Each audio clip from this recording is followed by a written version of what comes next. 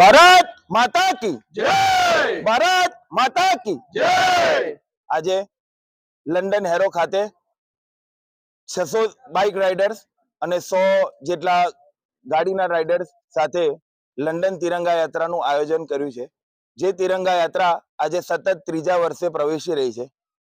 ભારતીય દ્વારા અને ભારતીય મૂળ દ્વારા કરવામાં આવેલા આ આયોજનને અઠાટ સમર્થન મળી રહ્યું છે છેલ્લા 3 વર્ષથી। તો તે બદલ તમામ ડિલિવરી રાઇડર્સ થકી હું સૌનો આભાર માનું છું।